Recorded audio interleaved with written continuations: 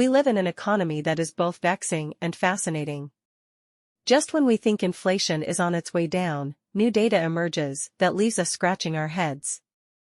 April's inflation numbers, due out this week, may provide a glimmer of hope that price pressures are finally starting to ease.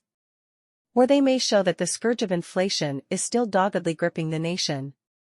The smart money seems to be on at least a modest cooldown in core inflation, which strips out volatile food and energy costs. Economists expect a 0.3% monthly increase, down from 0.4% in prior months. That would translate to a 3.6% annual rise, still far too high for the Fed's comfort, but at least inching in the right direction.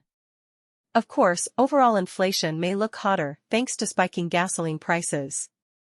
But it's the sticky core measures that really matter for determining the path of interest rates. As long as services inflation remains stubbornly elevated, the Fed will be hard-pressed to take its foot off the economic brakes. A big culprit behind inflation's resilience has been the remarkable staying power of the American consumer. Buoyed by a strong job market and pandemic savings, households kept right on spending at malls and auto dealerships even as prices soared. Some pullback may finally be in store judging by projections for April retail sales. The inflation battle could be a long slog because of how insidious and widespread rising costs have become. The malady isn't confined to pandemic-driven sectors like cars and appliances, it has metastasized to sectors like housing, healthcare, and an array of services that are labor-intensive and difficult to automate. The Fed understands that getting control of this uniquely tenacious inflation will require inflicting more economic pain through higher interest rates. But how much more is the key question? Officials want tangible evidence that inflation is being broken before easing up on rate hikes. This week's data dump should help clarify whether the disinflationary trend they crave is taking hold. Signs of moderating price pressures in producer pipelines and consumer checkbooks could buy the Fed some patience. Rising inflationary forces would argue for doubling down on rate increases in coming meetings. The path forward will be hotly debated by Jay Powell, the Fed chair, and his colleagues through a series of speeches this week.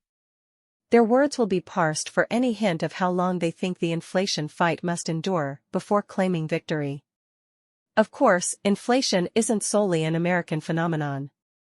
Price pressures are challenging economies worldwide as the aftershocks of the pandemic and Russia's war in Ukraine reverberate across supply chains and energy markets. In China, policymakers are contending with a deflating property bubble even as other economic engines like industrial production and retail sales are accelerating. Balancing a housing bust against broader growth will be no easy task. Over in Europe, the ECB is wrestling with how quickly to pivot from raising rates to holding them steady as growth softens.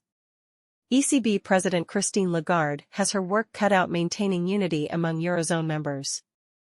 In the United Kingdom, the Bank of England faces a difficult communication challenge in signaling impending rate cuts without reigniting inflation expectations.